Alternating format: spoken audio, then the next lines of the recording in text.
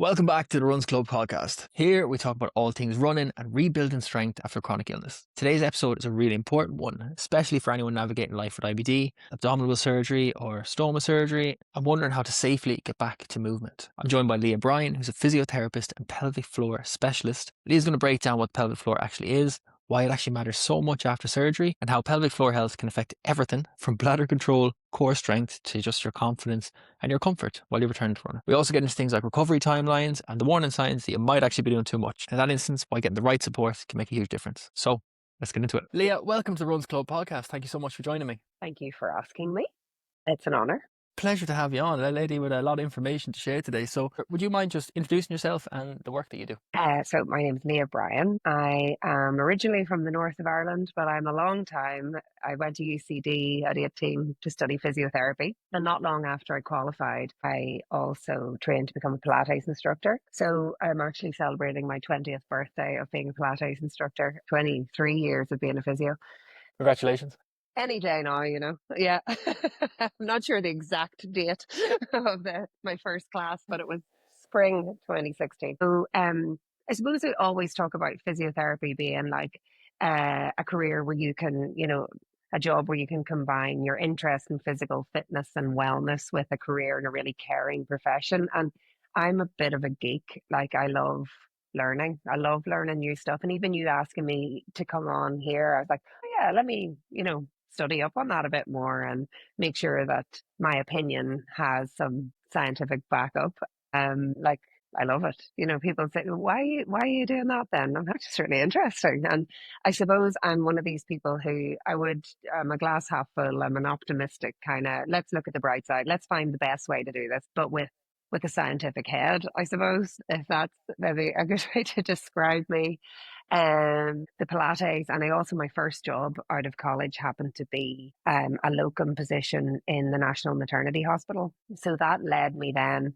I went off and did all my general stuff. I worked in Connolly Hospital, actually, which is where I would have seen a lot of the surgical cases and things, and worked with gastro teams and general surgeons and colorectal surgeons. But I always had this draw to come back to pelvic health, and I did. So I suppose since 2008, I've specialised in pelvic health. First of all, I'm going to ask you what exactly is the need for pelvic floor health, and then after that is kind of why it's important. So what is the pelvic floor? Well, no.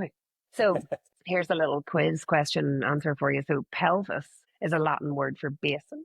So the pelvis itself. Write that down. You never know when you could need that fact.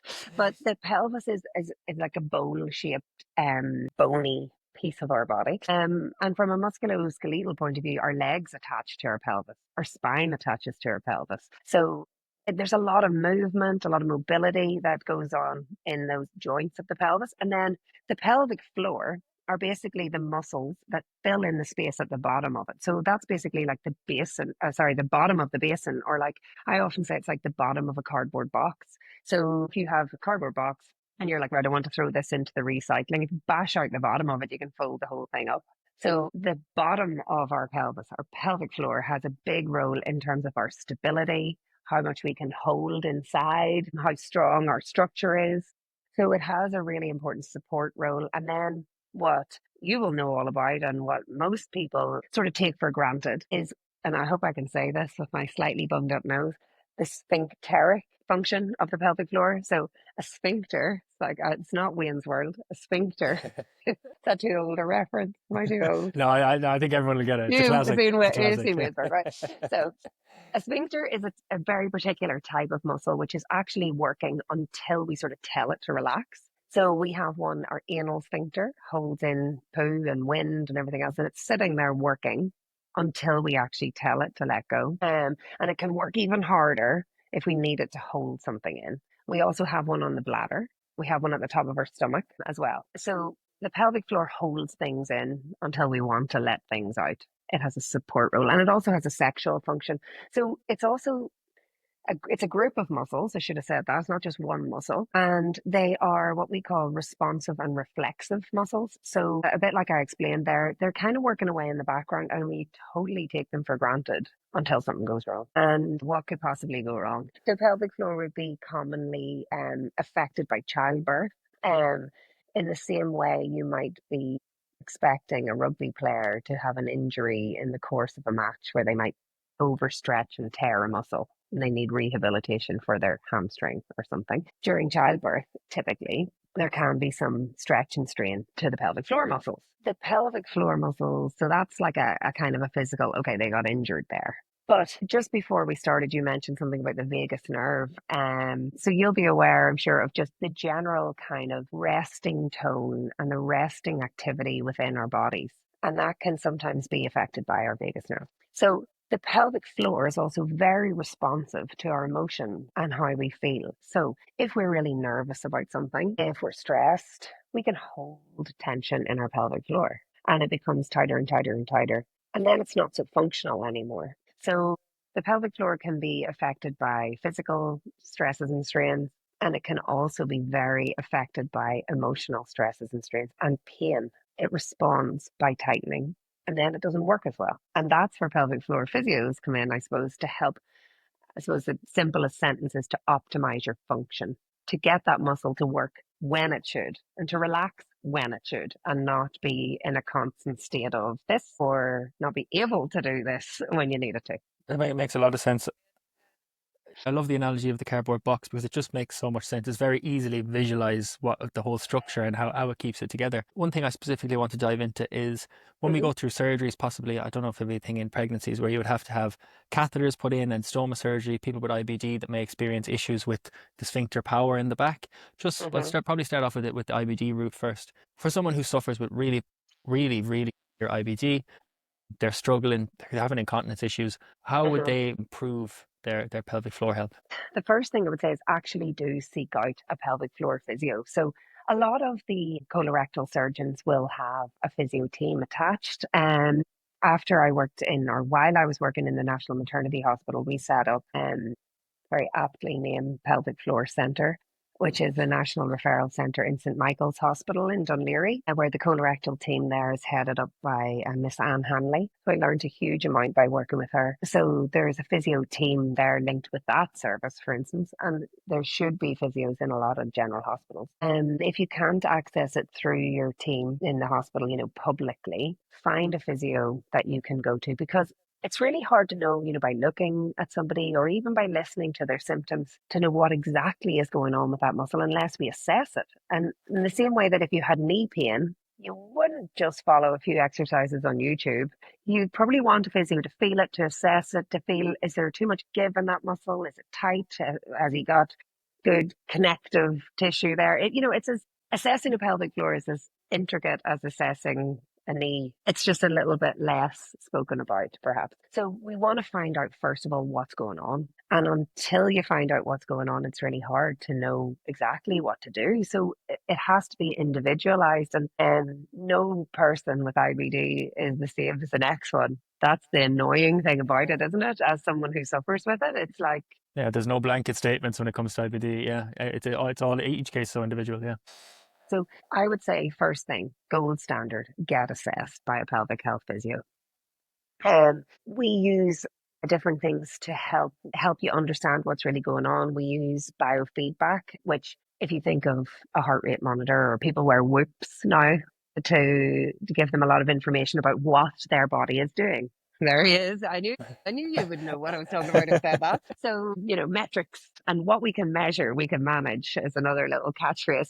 But so we use biofeedback in the form of perhaps real-time ultrasound, where it's a non-invasive test that I can put the probe of the ultrasound machine, like there's the little thing of my, what do you call them, earphones, and it's a little bit bigger than that, but it just sits on your perineum. So that's the piece of skin just in front of your anal sphincter.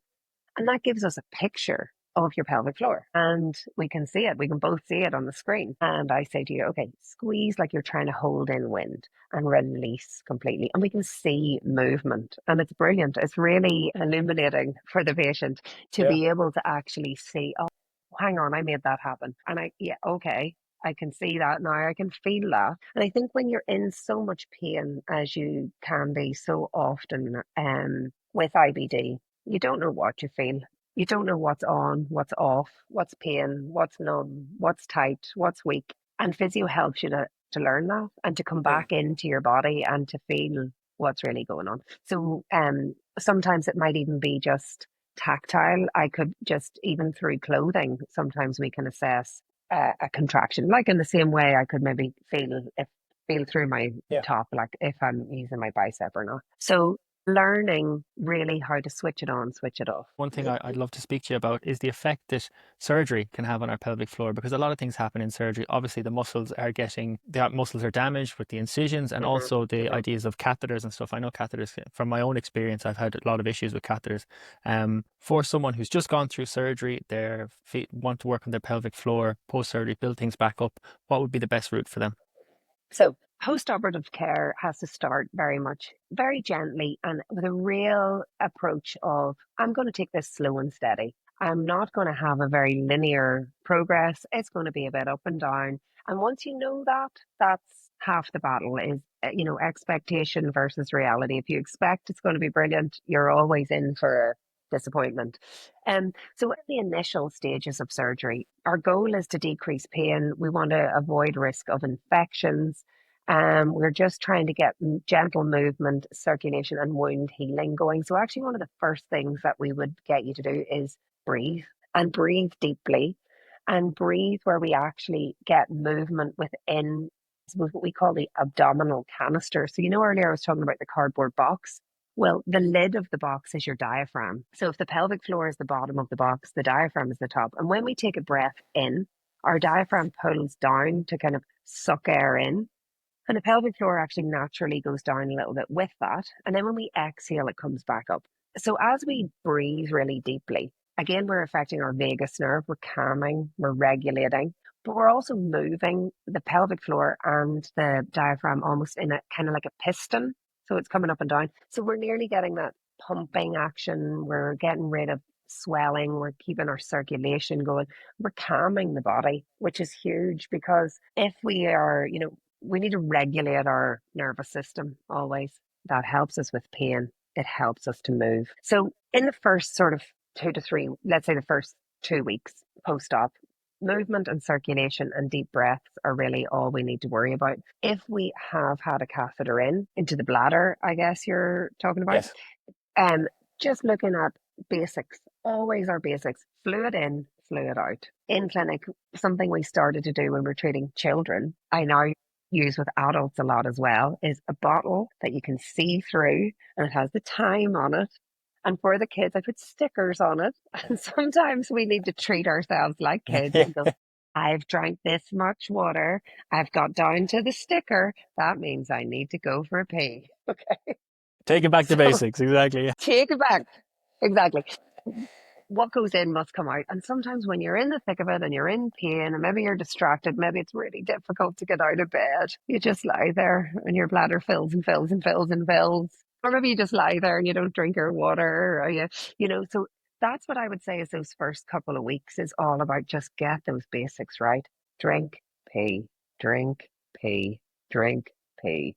It's also about trying to rebuild and learn how to refuel your body. The breathing is also really good for scar management, and that's something that physios can actually help you with. Maybe from about 6 weeks on is looking after the scar. It's all about mobility. That there's not tightness through the skin on your abdomen. That you can actually move pain free. That you don't feel caught through a scar. So skin care, scar management, back to basics, breathing, fluid.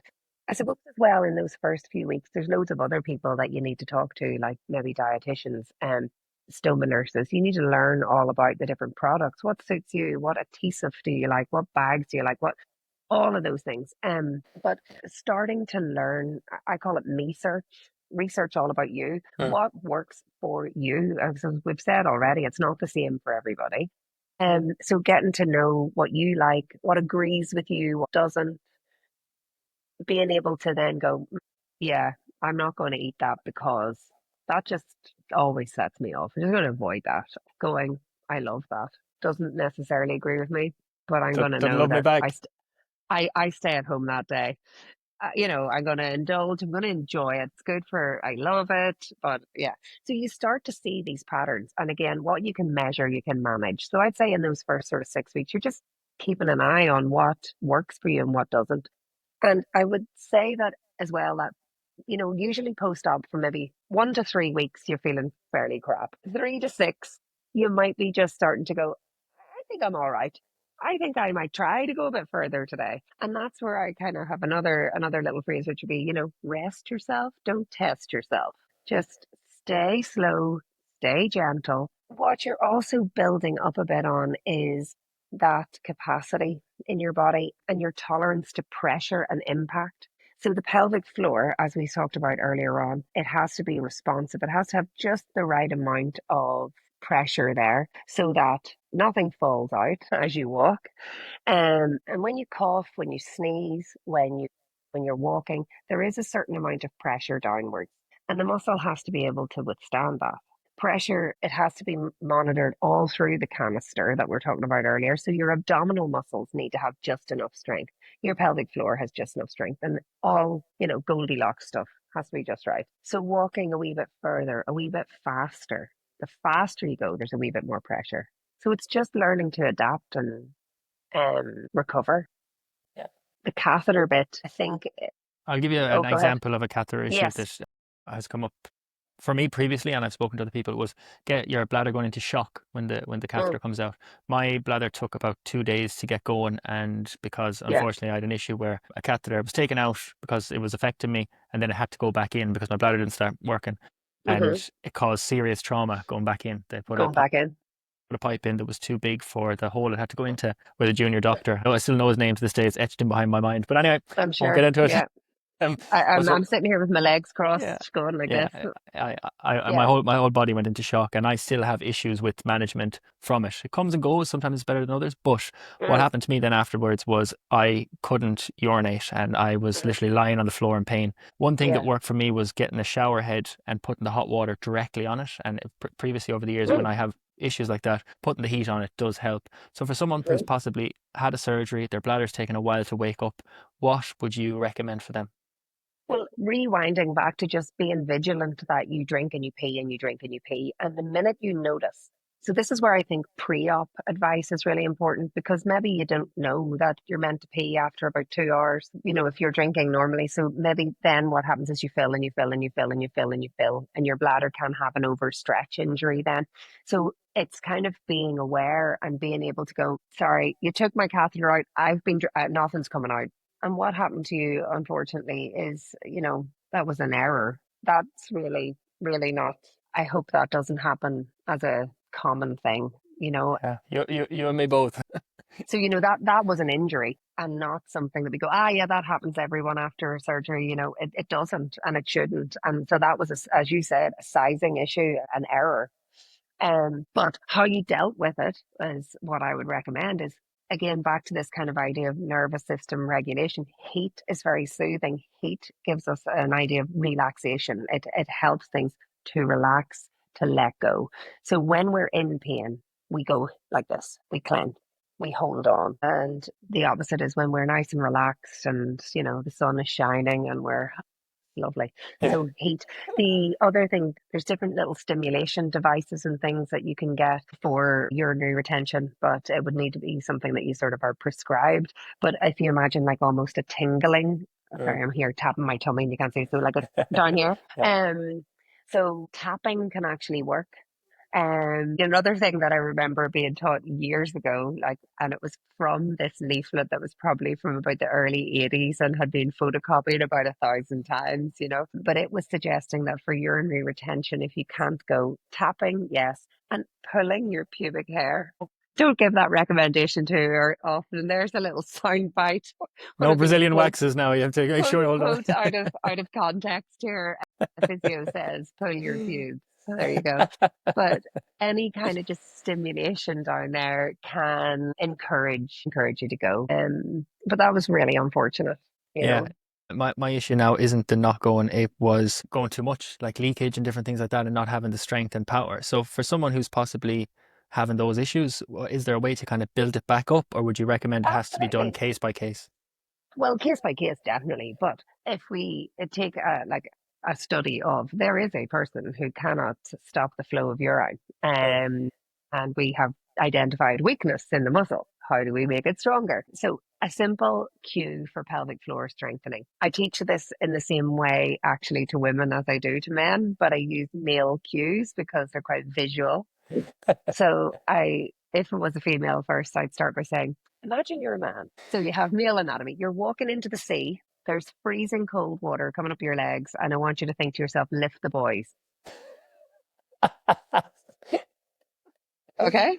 Another great analogy. Yeah, let's go. Yeah, no, yeah, we got to be visual. This is things you can't see. People are embarrassed to talk about it. So, lift the boys is one of my favorite cues, and I use this with like the women in their 80s who go, and then say to me, "Well, I've been lifting my balls," and I said, "Well, I didn't actually say that." The But boys, the anyway, boys. the boys. And then I go, but you are stronger. Well done. You've done great work. So anyway, so that gives a good kind of general little lift to the pelvic floor. So then stage two. So lift the boys and now think shorten your penis. Again, something people maybe don't necessarily want to do, but the idea is that you're kind of drawing things inward. It's pulling in, it's tightening, and it's closing. So hose pipe, think about a hose pipe almost and think like you're almost winding it in. You know, you're when you know the big thing, physio by mime. Yeah. So it's like you're trying to put a little kink in the hose pipe. So if you put it all together again, stop laughing and doing signals. So take a breath first and think everything's nice and relaxed. Now you're walking into the sea, think to yourself, lift the boys and then shorten the penis. So you feel that contraction right to the front and then let it all go again. So you could say, okay, freezing cold water, lift it all up, pull it in, and then think, sit down in a bath. So you've got to make sure that you can get the up and the down. Just like if you're in the gym and you're doing, it's just easy to say a bicep curl. You don't just do this. You have to come all the way up, all the way down through the full range of movement. And usually it's that very end range that's where you stop, where you get the good stuff on the pelvic floor when it's urinary leakage. You need that tight seal at the end of the hose pipe. Yeah, no, it's a brilliant way to visualize it for both men and women. Yeah, it's all about, I think, the first thing you have to do when you're teaching pelvic floor exercises is just get it right. The same with anything. And then you follow strengthening principles, the same as you do if you're looking at squats or deadlifts or anything. You get the correct technique, you get the form, you do it right. And then you're looking at the principles of gaining strength and power within a muscle. So you're saying, right, I have to do as many as I can do well. So if we go back and I'm going to say to you, right, lift the boys, shorten the hose pipe, hold it, stay there, keep winding it in, stay there, stay there. And when you think, oh, I'm going to lose it, let it all go. So I don't know, say that was 5 seconds. That's one rep. Okay. So now we're going to do it again.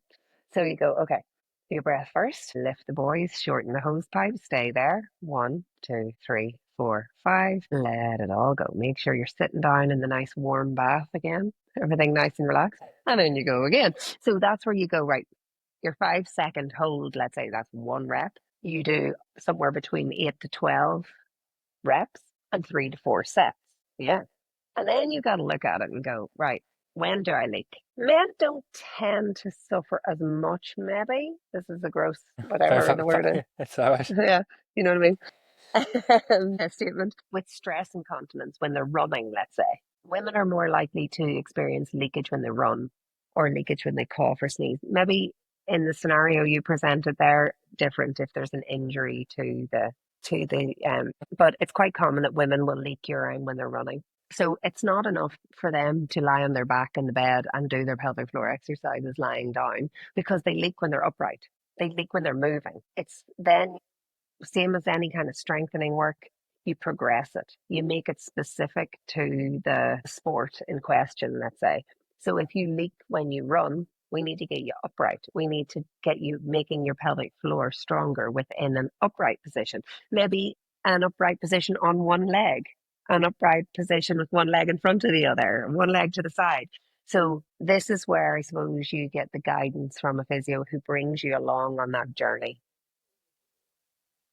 Yeah, So Absolutely, and it makes complete sense that, as you like we mentioned earlier, case by case and individual, that it will go Mm, to an expert who can guide you rather than saying, I'm going to do this exercise. It might be a good exercise for you, but given what you might be presenting with, there might be a better route of tackling it. So that's mm, great information for people. One thing I know we've just kind of spoken on the running there. When it comes to post surgery and someone's maybe possibly had stoma surgery or any sort of mm. invasive surgery in the abdomen that might be affecting their pelvic floor, how long would you say to wait before they start getting active again, whether it's walking, fitness, running? Yeah. So usually we say like in the first 6 weeks, as a physio who has worked in a hospital on a ward, a gastro ward, let's say, we're there being really annoying and getting people out of bed quite soon and trying to get, can you walk to the bathroom? Can you walk up the corridor for a change of scenery? Can you move? Can you do the stairs? Can you, friends used to laugh who were maybe dietitians in the hospital, like, oh, many people did you walk up the stairs today? That was, that was always our job. It's, can you do the stairs?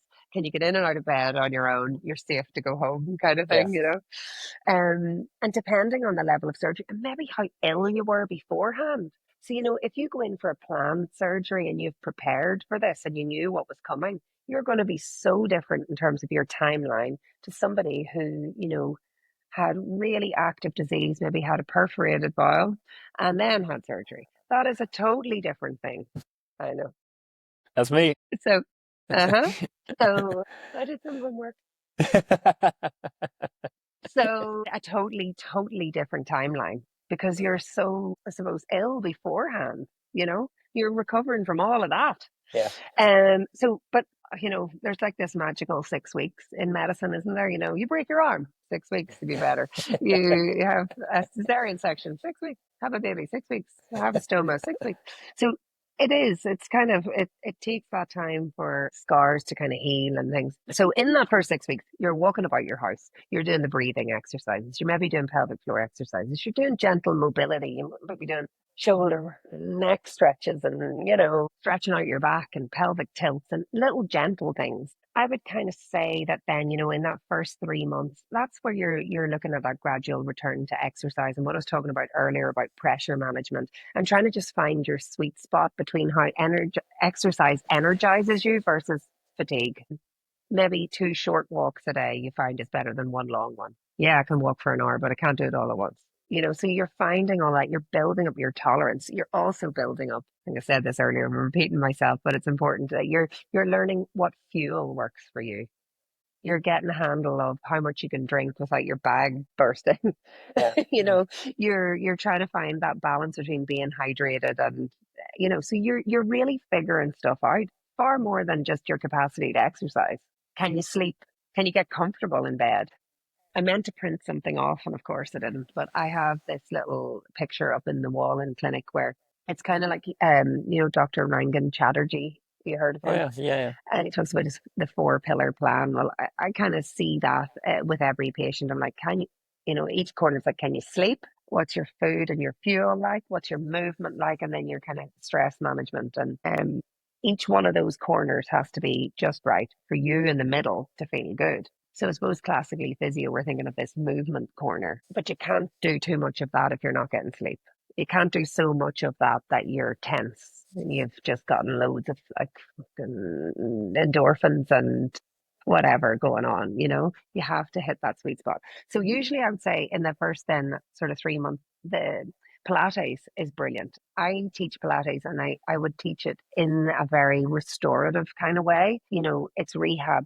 Because a lot of my clients would have just had gynae surgery. Not exactly the same, obviously, as stoma, but still similar pressure management considerations. And so it's all about gentle movement and just this gradual return, gradual exposure to load, to movement. And we're just building strength gently. So, somewhere then maybe it could be up to 6 months before we might go, yeah, I'm ready for a bit more load. I'm ready maybe to add a bit more speed, a bit more time on my feet. It depends as well. Are they going back to work as well?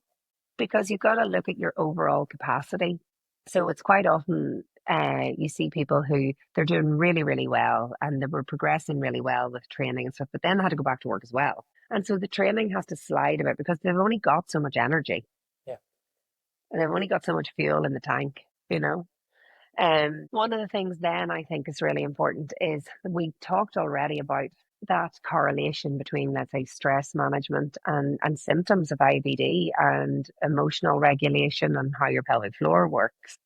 So if we feel relaxed and confident, everything seems to work better. Once we start to get tense or anxious, we don't, maybe perform as well, let's say. There's a sweet spot always, isn't there? And so if you wanted to say get back to running, I find exercise in nature is like so much better for me personally than being in a gym because I love to be outside and I find it so lovely and all the rest. However, I think um, maybe you're better to start maybe doing a little bit of test runs on a treadmill with a toilet nearby, you know, because otherwise you might be out for a run going, what'll I do if I need to go to the toilet? What'll I do if I suddenly feel like my bag is full? What'll I Yeah, do? What'll I do? What'll I, what? yeah, And your poor little brain can't even remember how to run, completely. Control the right? controllables. But yeah, Exactly. So it might be that again, it's research. You're going,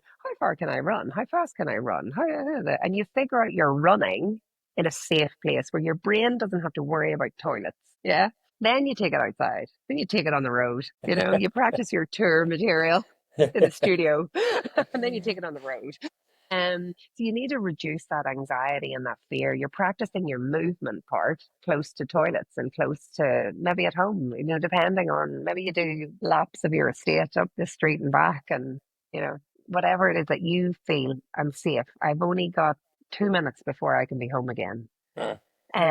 So you start to learn, I suppose, and know and maybe somewhat trust your gut. Completely, yeah. It's giving yourself that feeling of safety and putting yourself in easy positions to first get yourself back because there's nothing more Yes. detrimental than biting off more than you can chew on the first go and then having a fear to go back. So no, you're dead right, but by putting yourself in a much more kinder, safer environment to kick things off before, and I'd be the same.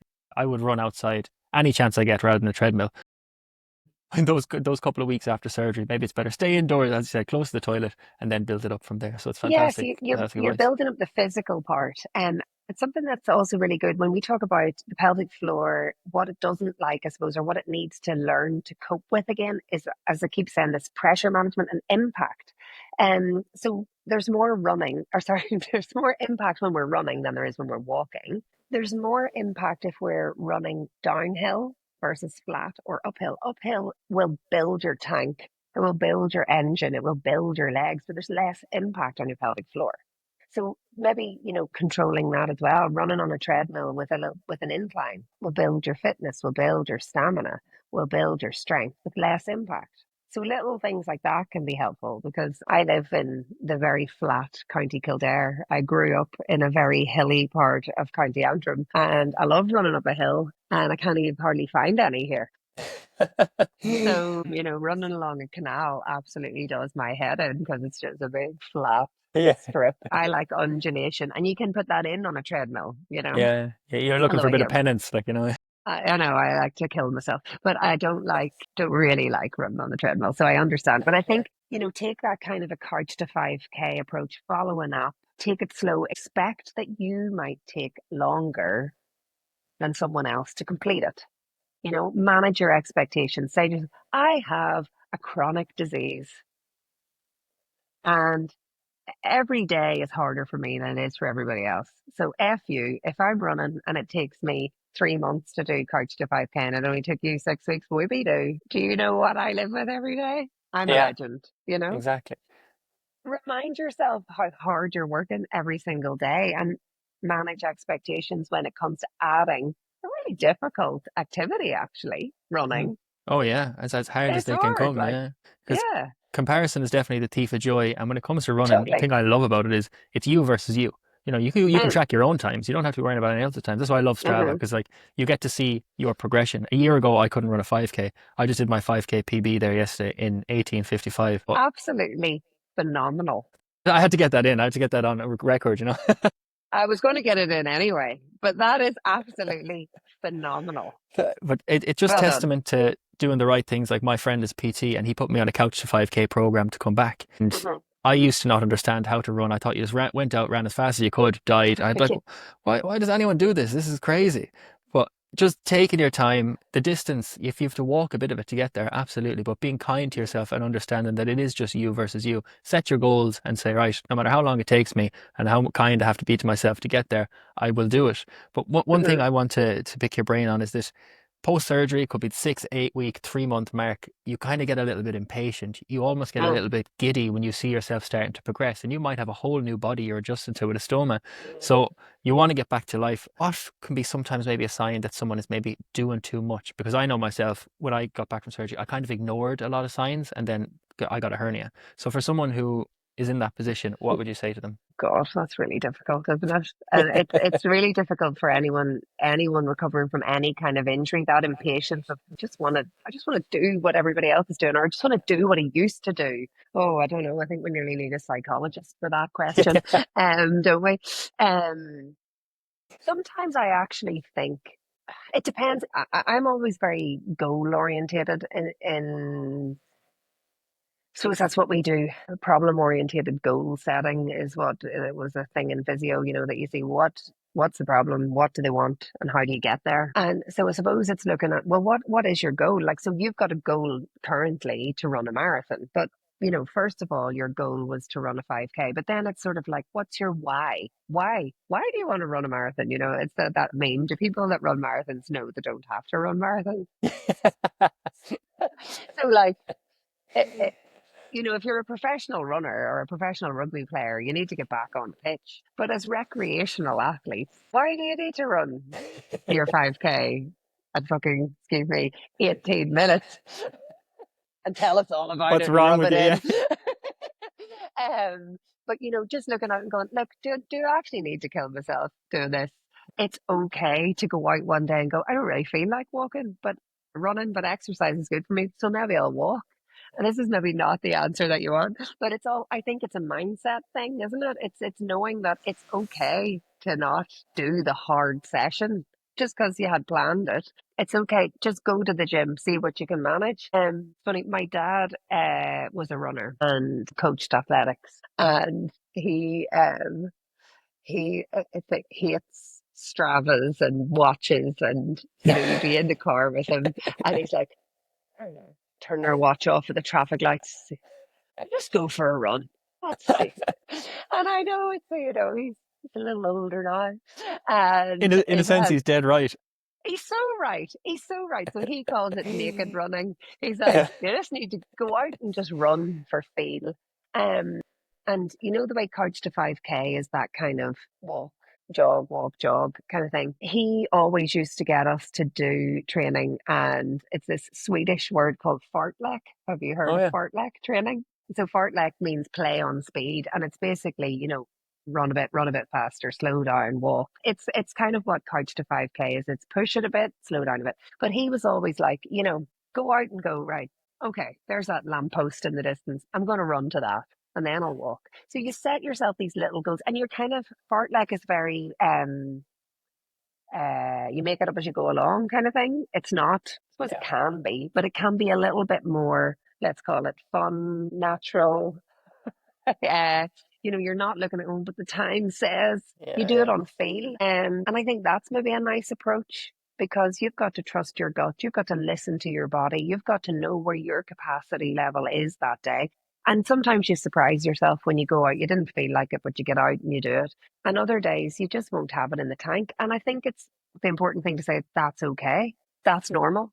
Yeah. It's actually normal to not be on every single day, especially if you're, already battling IBD Uh, and recovering from surgery, major abdominal surgery, and general Exactly. anesthetics and antibiotics and all those things that have been in your system. It's okay to be okay. Yeah, that's a beautiful way to put it. It is actually okay to be okay because yeah, and doing it on feel is just something. It just kind of like it clicked there for me because you need the self-awareness to know what's going on in your body, and then to Yeah, actually have the self-awareness to know that you need to practice a little bit of self-care in that moment by actually. 100%. Yeah, and it's at the fact like by taking your time back and doing it on feel, you stop yourself from preventing yourself from an injury that would stop you from training further. So that was my problem, is I Exactly. went hell for leather thinking, oh my God, I'm back, whatever, get myself a hernia and Yeah, had to take ages out. So yeah, please, yeah. if anyone's listening, learn from me and do your fartlek training.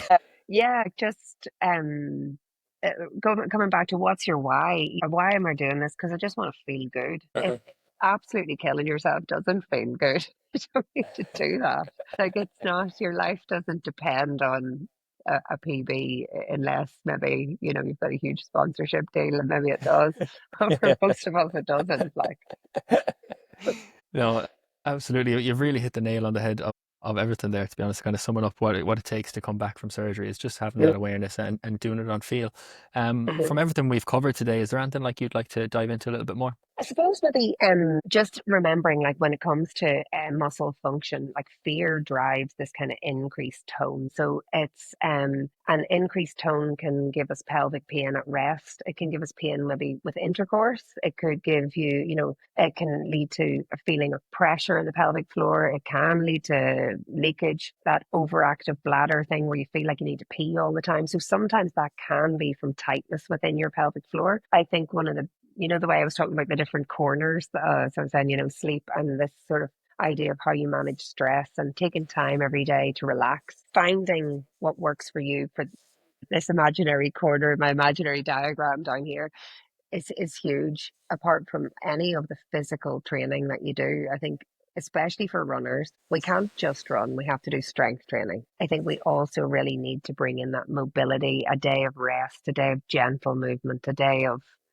or maybe not just one day, but a few days of mindfulness and Yeah. meditation and breathing. And that's for everybody, particularly if you're managing a chronic disease of any sort, whether it's IBD or endometriosis. Some people have both. Mind your mind because it drives your body, drives the function.